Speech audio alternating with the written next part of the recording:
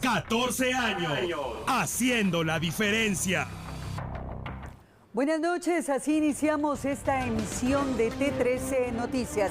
Le damos la bienvenida agradeciendo como siempre el favor de su atención. Hace una hora el presidente de la República, Alejandro Yamatei, se dirigía a la población guatemalteca actualizando la información relacionada con el nuevo coronavirus, el COVID-19. Los casos siguen en aumento y el mandatario recordó que es vital permanecer en casa.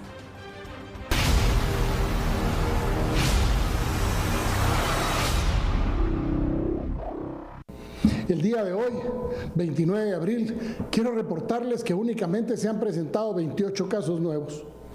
Hemos logrado recuperar 3 pacientes más. Y miren lo que es de Dios.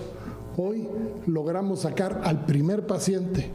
De todos los que han pasado por el intensivo, logramos sacar al primer paciente intensivo a cuidados intermedios. Creemos que es un gran logro. ¿Por qué? Porque es nuestra primera persona que logramos sacar del intensivo. Anteriormente todos los que nos habían caído en el intensivo habían terminado desgraciadamente en fallecimientos. Hoy logramos ya sacar al primero. Está dando resultado esas pruebas que estamos haciendo de lograr tener a las personas con heparina y con cosas que arralen la sangre para que puedan tener menos problemas de tener pues esos trombos que se van a los pulmones y que pueden hacer que la persona fallezca. Al día de hoy se han corrido 436 pruebas. Tenemos un total de 585 casos, 375 son hombres y 210 son mujeres. Hemos llegado a 65 personas recuperadas, lamentamos 16 personas fallecidas, tenemos 502 casos activos y ya vamos llegando a los 100 casos cerrados al lograr superar ya los 80 porque tenemos 81 casos cerrados. Que Dios les bendiga, pero especialmente que Dios bendiga a Guatemala. Hablamos ahora de las acciones por parte de la vicepresidencia en conjunto con la ANAM para agilizar la ayuda para las personas más lastimadas ante la pandemia. El vicepresidente Guillermo Castillo comentó que se trabaja en conjunto con la Asociación Nacional de Municipalidades para coordinar el apoyo económico que destinará el Ejecutivo en los 10 programas sociales que fueron creados para enfrentar los efectos económicos que ha dejado el coronavirus en el país. El vicepresidente informó que aún se coordina con las municipalidades el traslado de las nóminas que contienen la información de las personas, las cuales serán beneficiadas en el programa económico de asistencia temporal de emergencia. En otro tema, el vicepresidente Castillo sostuvo una reunión con representantes de la empresa Ecofiltro S.A., la cual entregó una donación de 170 ecofiltros, los cuales serán destinados para el personal de salud que trabaja en la promoción, prevención y atención de la población afectada por el coronavirus. Y la crisis por esta pandemia también alcanzó a los empleados nocturnos, lo cual pone en riesgo a varias familias guatemaltecas. Fueron parte de tus celebraciones, te prepararon algún platillo, animaron o resguardaron en alguna fiesta. Nos referimos a todos aquellos meseros, cocineros, DJs, guardias, comediantes, animadores, entre otros, que casi cumplen 2 meses sin empleo. Por ello piden ser incluidos en algún programa de apoyo social. Somos aproximadamente de 15.000 a 20.000 personas. Nuestro gremio está conformado en la actualidad por 2.000 personas, ¿verdad? En los que podemos incluir meseros, capitanes de meseros, seguridad, personal de conciertos, personal de sonido, DJs, todo lo relacionado al ámbito nocturno. Claro, es un impacto a la economía de varios que dependían de las actividades nocturnas. Así es, lamentablemente ya tenemos 50 días de no poder laborar y como todas las personas acá en Guatemala necesitamos llevar un plato de comida, pagar nuestras necesidades básicas como el agua, la luz, ¿verdad? La renta, para que nuestras familias estén bien. Soy mesero de 20 años, lamentablemente con esta situación de la pandemia hemos quedado olvidados, somos 2 meses los que tenemos de estar sin trabajo. Vivimos eventualmente de los conciertos, de la propina que el cliente nos da, no devengamos ningún sueldo fijo. La verdad que sí, porque también de eso también he sustentado a mi familia, he proveído mi casa, pero ahorita ¿cómo? No podemos. Y no podemos estar saliendo y ahorita pues es para que nos escuchen. Pues todos nos hemos dedicado ya sea a sacar ventas de comida, otros a vender ropa, poder hacer lo que esté a nuestro alcance para poder llevar aunque sea un plato de comida diario a nuestras casas, ¿verdad? Claro, en tu caso ha sido complicado entonces. Es demasiado porque era de esto nada más que sobrevivía. Si usted desea apoyarlos puede visitar su sitio en Facebook, Empleados Nocturnos de Guatemala. Vamos ahora a la provincia y nos vamos a ubicar en el departamento de Totonicapán para hablar de las acciones de higiene que están tomando en ese lugar. Tras confirmarse el primer caso y muerte de una persona por COVID-19 en el departamento de Totonicapán, las autoridades municipales en conjunto con vecinos se dieron a la tarea de desinfección y fumigación en una comunidad de ese departamento, específicamente de donde era originaria la víctima. Calles principales, caseríos y áreas urbanas del departamento fueron sanitizados, portones de casas y comercios. Hacen un llamado ahora a la población a seguir las recomendaciones de las autoridades y colaborar con la prevención para evitar el contagio del virus. Al volver, toque de queda, día 39. Y más adelante, su esposo tomó un machete y le cortó una mano. 14 años, haciendo la diferencia. Estamos de regreso y continuamos con la información. Nos trasladamos en este momento hasta el departamento de Huehuetenango, en donde las autoridades reportan una baja en las personas que han irrespetado el toque de queda. Las capturas por infringir el toque de queda han disminuido en el departamento de Huehuetenango en las últimas semanas, según lo confirmó el comisario de la PNC, Gilmar Sagastume Pozuelos, quien agregó que los patrullajes son constantes. Pues la realidad, pues gracias a Dios, por un lado las personas han ido comprendiendo de que tienen que respetar los horarios, que tienen que respetar lo que es la orden que dio el señor presidente, ¿verdad? El quedarnos en casa. Sí, en el principio pues el índice era demasiado elevado, de 60 a 75 personas diarias. Actualmente pues el número ha bajado entre de 15 a 20, a veces 25. Sí, es el área, principalmente el área de los huistas, donde las personas a veces no obedecen y asimismo lo que es la mayoría de municipios que aledaños al departamento o a la cabecera departamental donde las personas no entienden. El comisario hizo un llamado a la población para que acaten las instrucciones de las autoridades. Además indicó que están listos para actuar en cuanto al uso de la mascarilla. De momento, únicamente se ha realizado sensibilización por parte de los uniformados. En Huehuetenango reporta Daniel Méndez. Mucha atención, amigo televidente, porque vamos a continuar hablando del toque de queda. Recuerde que acá en T13 Noticias, durante todos estos días que ha durado esta medida, nosotros le hemos llevado todos los pormenores de lo que ocurre en Ciudad Capital y también en la provincia de nuestro país desde el pasado 22 de marzo. Mucha atención porque hoy hablamos de toque de queda, día 39.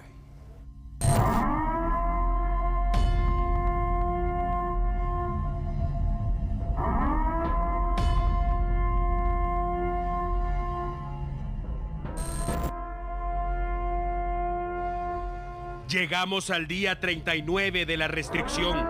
Es algo histórico sin duda. Y ojo, porque no sabemos cuándo será levantado el toque de queda. Repito, es algo histórico. Las nuevas generaciones hablarán de esto en algunos años y quizá hasta se rían. Ojalá que sea así. Pídale a Dios que sus hijos y sus nietos hablen de esto y lo busquen en internet con una sonrisa, porque eso significará que sobrevivimos, que aguantamos, que logramos vencer al virus. Pero mientras todo pasa, estamos padeciendo las secuelas de la pandemia. Se ha extendido ya por todo el mundo y hablamos de más de 3 millones de personas contagiadas. Poco, sin duda, comparado con la cantidad de personas en este planeta, pero no deja de ser grave. y preocupante. Algunos científicos empiezan ya a hablar de una vacuna. Ojalá sea pronto. Ojalá los seres humanos usemos esas grandes cantidades de dinero para algo bueno. Ojalá dejemos de financiar guerras y armas. Y esta vez aprendamos la lección. En Guatemala hay muchas personas alzando bandera blanca. Necesitan ayuda. No tienen para comer y no hay trabajo. La economía está siendo devastada por las restricciones gubernamentales. Pero entendamos que es necesario. Es que de nada serviría salir a trabajar y enfermarse, contagiar a sus hijos, a sus nietos, a sus abuelos y que más tarde tenga que sepultar a alguno de ellos. Por favor, permanezca en su vivienda. La distancia no apaga el sentimiento. Estar juntos, estar unidos, no tiene nada que ver con la distancia. La fuerza está en el alma y debemos soportar unidos y confiando en el Señor. Toque de queda, día 39.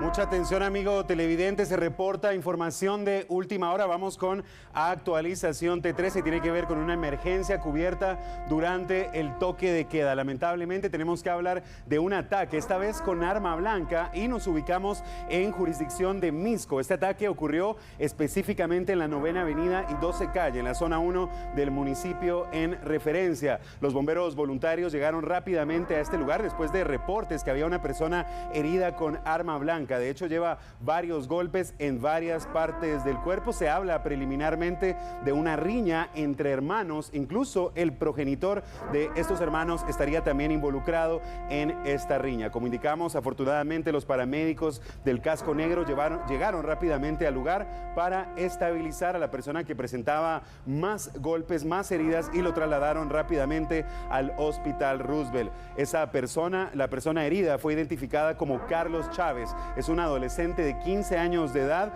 que recibió varias apuñaladas. Indicamos, fue apuñalado. Esta persona recibió varias...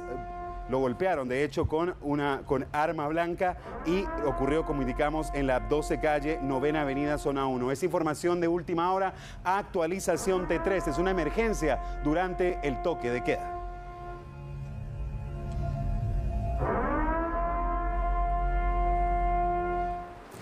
Y ese día, en un mensaje televisado, el presidente de la República, Alejandro Yamatei, dio a conocer cuáles fueron las inconstitucionalidades y las falencias por las cuales fue vetado el decreto 15/2020.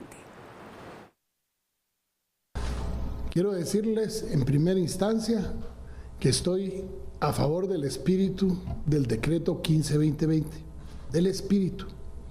Pero tenemos que entender que para el gobierno es prioritario atender a la población que está siendo afectada por esta crisis y garantizar la continuidad de los servicios esenciales. Primero, el decreto no es claro al indicar quiénes son los usuarios que deberán gozar protección. Y les pongo un ejemplo. Imagínense que dicen a los usuarios de la luz, pero resulta que nuestra Constitución dice que ese servicio se llama energía eléctrica. Primera instancia. Segunda, deja abierto a cualquier persona. No es ayudar al pequeño, sino que se queda abierto a cualquier persona. Un gran consumidor podía también no pagar la luz. En segundo lugar, se obliga al crédito hipotecario nacional a endeudarse sin indicar la fuente para su financiamiento. Es decir, le dicen, usted crédito de crédito a las empresas, pero no dicen de dónde va a sacar el crédito hipotecario nacional del dinero. En tercera instancia, la normativa no le dice al Ministerio de Finanzas que debe realizar las asignaciones presupuestarias para poder cumplir con el decreto. Por lo tanto, al no haber financiamiento, el decreto se quedaba como una ley más sin poder ser aplicada. Pero además de eso, le encontramos inconstitucionalidades. Primero, contraviene el artículo 119 de la Constitución Política de la República porque no delimita el grupo objetivo y el impacto económico que puede tener la norma que ellos están poniendo. Segundo, al momento de redactar la norma, permitía que grandes usuarios pudieran acceder al impago de los servicios contemplados, pese a tener la capacidad de pago y no haber dejado de operar durante el tiempo de la calamidad. Tercero, la norma también permitía evitar el corte de los servicios básicos a pesar de que alguien estuviera cometiendo actividades delictivas, como por ejemplo hurto, fraude, robo de fluidos, etc. En el artículo segundo, en lo que respecta a los servicios básicos, contravienen los artículos 15, 43, 44, 119, literal M, el 240 y 253 de la Constitución Política de la República de Guatemala. La normativa hace referencia al servicio básico de luz, sin embargo, este no se encuentra regulado de esa forma, por lo que debe presumirse que se refiere al servicio de energía eléctrica, pero debe presumirse. La norma no establece los parámetros para determinar a los usuarios que puedan acceder a dicho beneficio, ni a criterios técnicos, ni de selección para determinar con certeza a los beneficiarios. El plazo para los convenios de pago con las entidades prestadoras de servicio no es congruente, ya que no se determina cuándo los usuarios deben suscribir esos convenios. Y respecto al crédito hipotecario nacional sobre un fondo específico, se incumple con los artículos 119 y 240 de la Constitución, ya que no fija un límite de los recursos que cubran dicho fondo y tampoco establece, de nuevo, la fuente de financiamiento. Yo estoy consciente de la necesidad de garantizar la continuidad de los servicios básicos y para eso el gobierno hizo una propuesta para resolver estos aspectos, de manera que se cuente con un instrumento técnico y legalmente viable que atienda al espíritu de lo aprobado por el Congreso de la República. Señores, vete la ley, no el concepto. El concepto está en la propuesta de una ley que es efectiva, que protege a la persona, pero sobre todo que hace y le da certeza jurídica al usuario y al responsable de brindar el servicio. Y es que luego de vetar el decreto 15-2020, el presidente Alejandro Yamatei envió una nueva propuesta al Congreso de la República para garantizar los servicios básicos de las personas más vulnerables durante la crisis del COVID-19. El Ejecutivo envió al Congreso de la República la nueva propuesta para medidas temporales de protección para la población de los efectos económicos provocados por la pandemia del COVID-19. El mandatario Alejandro Yamatei señaló que la propuesta del Ejecutivo mantiene el espíritu del decreto 15-2020, pero busca ser más específica. La iniciativa señala en el artículo 1 que tiene por objeto garantizar la continuidad de los suministros de los servicios esenciales y evitando la suspensión por falta de pago de estos, los cuales deberán ser aplicados por entidades estatales o privadas durante la vigencia del estado de calamidad y sus prórrogas. Como parte de los servicios esenciales se considera el suministro de agua potable a la población, el servicio de distribución de energía eléctrica, el servicio telefónico tanto móvil como residencial y el servicio de internet tanto fijo como móvil. En el artículo 3 se dicta a las entidades prestadoras de servicios esenciales que no se podrá suspender el suministro durante los meses de mayo, junio y julio del 2020 a los usuarios que no hayan pagado en los meses mencionados. Atención, vamos en vivo con el periodista Samuel Orozco. Tiene el detalle de capturas al sur del país durante el toque de queda. Samuel, adelante. Buena noche, lo escuchamos.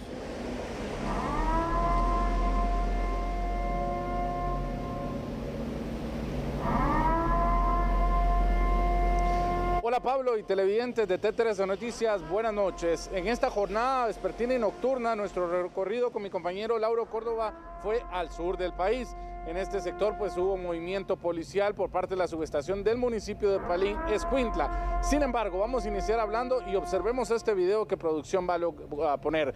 En ese momento, la Policía Nacional Civil ha procedido a hablarle a una persona e indicarle de que estaba afuera sobre la vía pública y que por favor se entrara. Sin embargo, esta persona no atiende el llamado. Quiero ser enfático que le tuvieron mucha paciencia, pero observen ustedes el momento donde ya él incluso pierde el control, avienta a su esposa, quien lo había salido a traer, y arremete en contra de los agentes de la Policía Nacional Civil.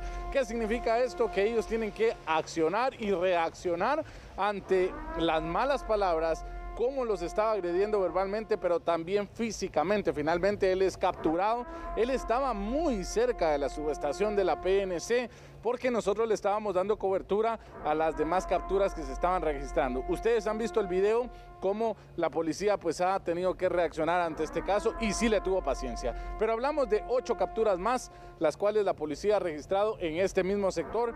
Ellos estaban ingiriendo bebidas alcohólicas, al menos 5 de ellos se confirma esto, en la vía pública después del horario de toque de queda. Las otras 2 personas, las cuales fueron detenidas, también estaban en la vía pública olorosos a licor. Y una persona que usted también va a ver dentro de las imágenes, que él estaba sin camisa. Esta persona le han encontrado un arma de fuego calibre 38, por lo tanto él fue remitido al juzgado correspondiente. Esto es parte del movimiento que se ha dado en el municipio de Palín, Escuintla, que por supuesto nosotros se lo hemos dado a usted en vivo y en directo, y todo cómo ha ocurrido la situación. Importante, y con esto termino, en la primera captura que mencionamos hubo mucha paciencia, hubo diálogo por parte de PNC, pero esta persona no lo respetó porque también estaba en estado de ebriedad y no tenía la mascarilla. Esto es parte de lo que se tiene que mencionar.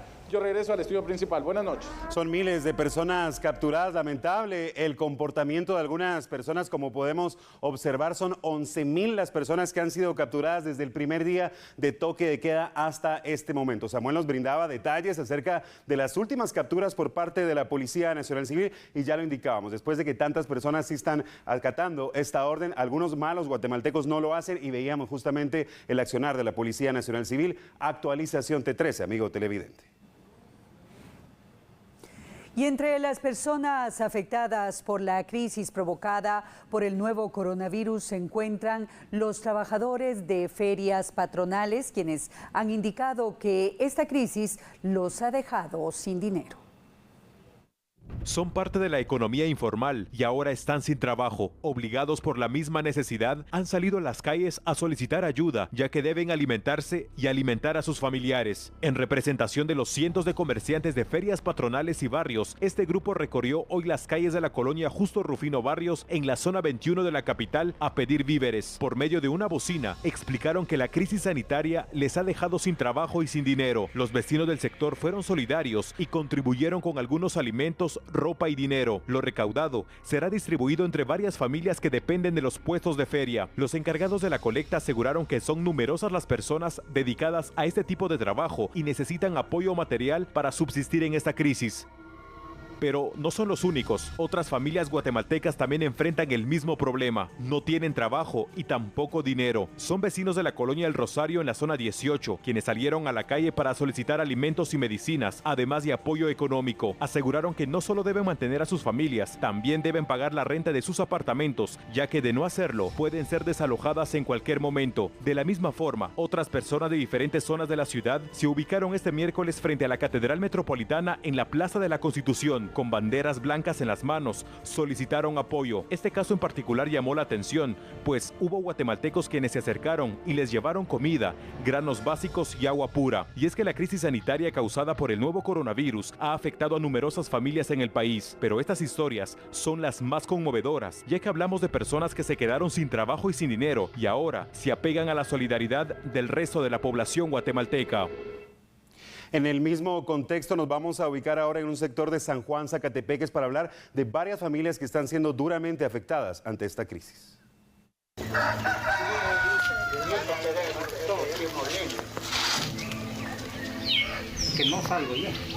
La situación es crítica para todos, pero no cabe duda que hay personas más afectadas que otras por lo que está ocurriendo en Guatemala. El gobierno se vio obligado a accionar para evitar el contagio masivo, pero eso trae como consecuencia que la economía se vea seriamente afectada. Esta es la realidad de los habitantes del caserío Real Huit, en el municipio de San Juan, Zacatepeques. No tienen trabajo y lo poco que tenían para comer se ha terminado. Han optado por poner banderas blancas en su vivienda, con la esperanza de que alguien voltee la mirada hacia ellos. Son personas trabajadoras, pero la situación no permite que exista esa oportunidad en este momento. Necesitan víveres, necesitan agua. Hay adultos mayores, hay muchos niños en esa comunidad. No han optado por salir a una calle principal a bloquear el tránsito vehicular, tratan de obedecer las restricciones y permanecen en su vivienda. Las banderas blancas representan su esperanza. Esperan que la ayuda gubernamental llegue pronto. Quizá alguna empresa, tal vez alguna organización o asociación observen sus banderas y la ayuda llegue. Es urgente. Apenas una de tantas historias en Guatemala de personas que necesitan ayuda.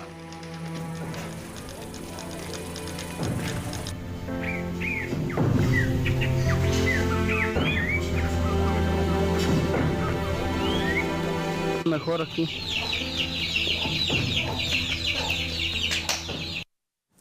Y enseguida queremos compartir con ustedes un servicio T13. Se trata de la historia de don Julio y su esposa, quienes viven de lustrar zapatos. La crisis sanitaria que vive nuestro país los tiene de rodillas y claman por una ayuda.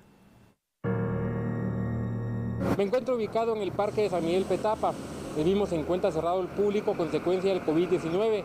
Medida implementada por la comuna para evitar aglomeración de personas y así la propagación del virus.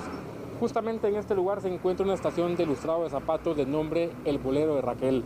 El propietario, don Julio Osorio, un hombre de 70 años, quien se ha visto afectado a consecuencia de esta pandemia. Ya tiene más de un mes de no trabajar y tiene familia que mantener. Don Julio, cuéntenos lo preocupado que usted se encuentra a consecuencia de la situación que se vive actualmente en el país. Pues lo preocupado que me encuentro es porque legalmente yo me dedico a usar calzado de zapatos aquí en San Miguel Petapa, pero desafortunadamente con eso de la pandemia no he podido salir a trabajar durante 40 días, lo cual yo tengo que pagar casa, tengo que pagar comida y todo, pero ¿qué se puede hacer si el Señor es el único que puede proveerle a uno la comida? Don Julio vive únicamente con su esposa. Ambos lustran zapatos en dicho parque. Tienen que pagar renta, servicios básicos y sus alimentos diarios. Pero esta situación los tiene de rodillas, suplicando ayuda del prójimo para poder salir adelante. Durante más de 15 años han lustrado zapatos en el lugar y ahora esperan y ruegan que la situación vuelva a la normalidad para poder continuar trabajando.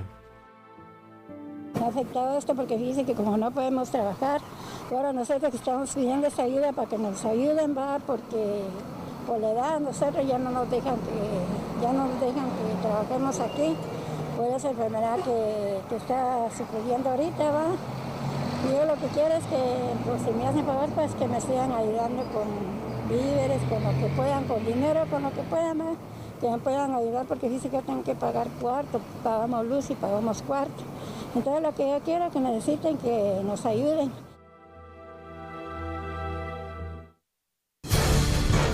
El presidente de El Salvador, Nayib Bukele, amplió la cuarentena hasta el 16 de mayo como parte de las medidas para frenar el avance de la pandemia del nuevo coronavirus. Este decreto, por el cual se establece la ampliación de las medidas de contención, contempla un cambio respecto al anterior, que indica que no todas las personas que circulen sin justificación serán puestas en cuarentena durante 30 días. A partir de ahora, solo se vigilará a los que se consideren casos sospechosos de COVID-19. El presidente salvadoreño advirtió que su país está en la fase más crítica de la pandemia, por lo que es necesario mantener el confinamiento para evitar más contagios. En El Salvador se han confirmado a la fecha 377 casos del nuevo coronavirus, 262 son pacientes activos, 106 se han recuperado y 9 han fallecido.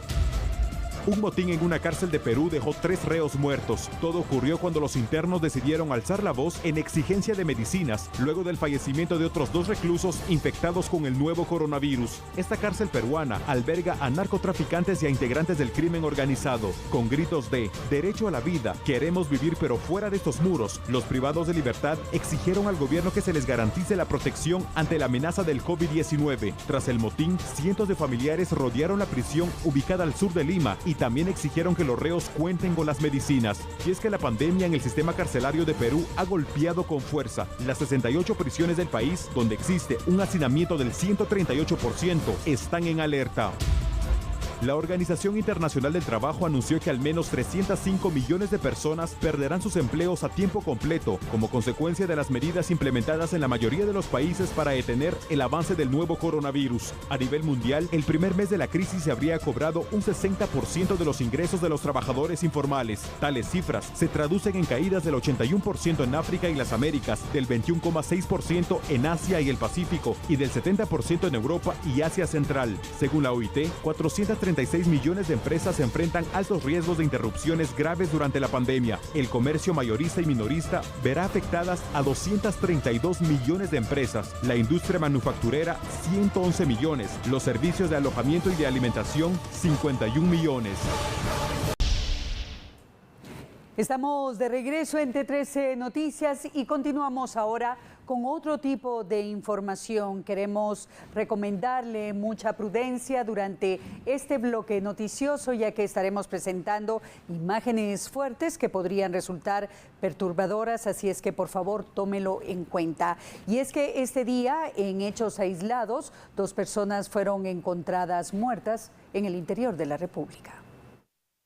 Entre cafetales fue hallado el cadáver de un hombre en la zona 2 de Mazatenango, Suchitepeques. La Policía Nacional Civil informó que tenía heridas de bala y se trataba de un conductor de mototaxi. Estos cafetales se ubican muy cerca de los tanques de distribución de agua potable de ese sector de Mazatenango y se supone que ahí emboscaron a la víctima por presuntos criminales. Las autoridades también dijeron que por falta de trabajo a causa de la emergencia sanitaria, este hombre repartía alimentos en una cárcel de aquella región y todos los días tomaba este extravío para llegar más rápido a su destino. No fue identificado y el Ministerio Público investiga por qué lo asesinaron.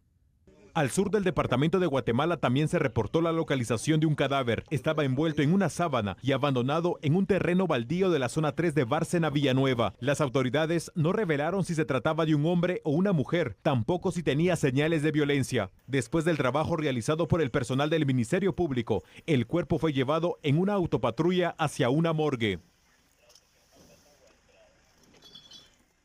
Amigo televidente, recuerde que en minuto le vamos a presentar imágenes fuertes. Es la historia, es la mutilación de una mujer. Esto ocurrió en el Petén y ya le vamos a presentar la historia completa. Por ahora vamos con la ampliación de otro de nuestros titulares y esto tiene que ver con un pavoroso incendio en Misco.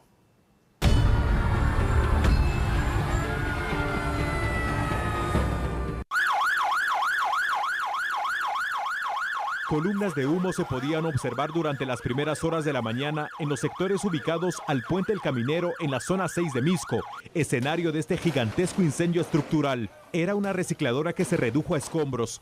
Los bomberos municipales y voluntarios se movilizaron rápidamente a este sector de Misco. Batallaron por varias horas contra las llamas.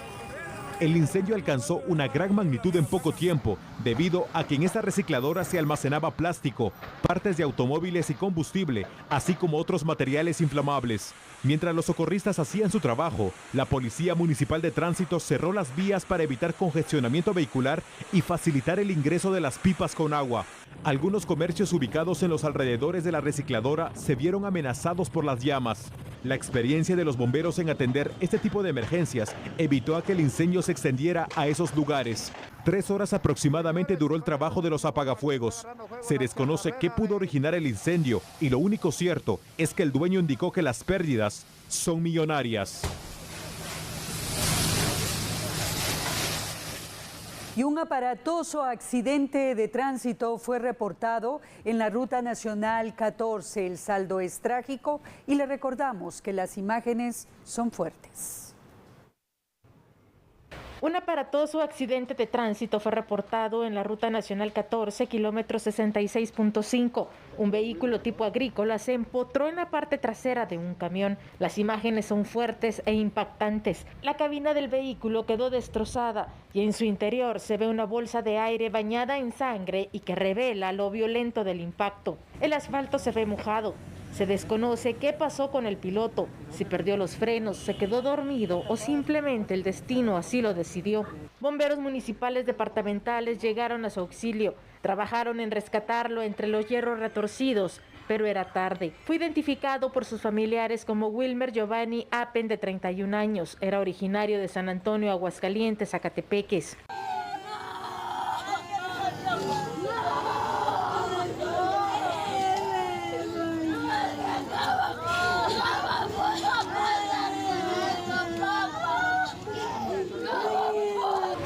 él viajaba Kimberly Pacheco Valenzuela, de 26 años, quien fue trasladada gravemente herida al Hospital Nacional de Antigua Guatemala.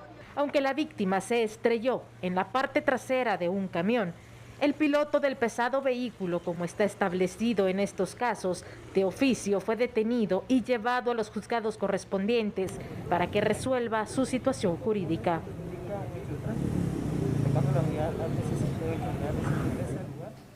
Mucha atención, amigo televidente, ya se lo habíamos adelantado también, por favor, mucha discreción en casa, sobre todo si hay menores de edad viendo T13 Noticias, ya que las imágenes que vamos a presentar a continuación son fuertes. Es una historia que encontramos en el departamento de Petén. Preliminarmente se habla de violencia intrafamiliar, hablamos de la mutilación de una mujer. Vamos a continuación con esta historia.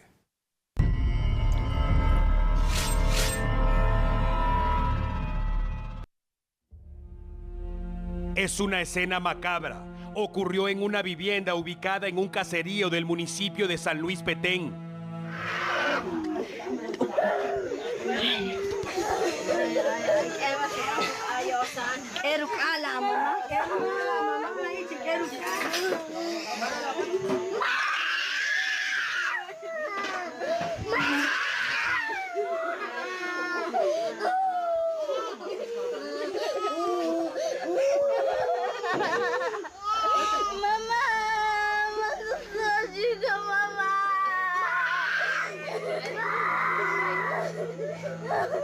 La mayoría de personas permanecían en su vivienda. Estaba vigente el toque de queda. La versión preliminar habla de una discusión entre pareja. Amelia Shoku tiene 40 años. Su esposo, Martín Chocaal, tiene 38.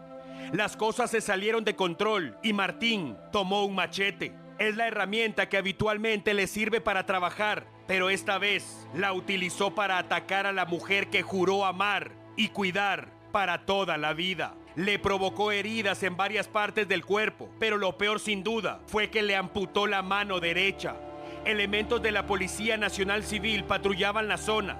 Gracias a Dios fue así, porque lograron evitar que este hombre despedazara a la mujer. Lo capturaron y fueron los mismos uniformados quienes llevaron a esta mujer a un hospital. Los bomberos voluntarios llegaron más tarde. Encontraron solo rastros de sangre y la extremidad de esta mujer. La recogieron y la llevaron al hospital. Algunos dijeron que el hombre estaba bajo los efectos de bebidas embriagantes. Ese extremo debe ser establecido por el Ministerio Público a través de la prueba científica. Lo único cierto hoy es que Amelia fue mutilada por el hombre que se supone debía cuidar de ella.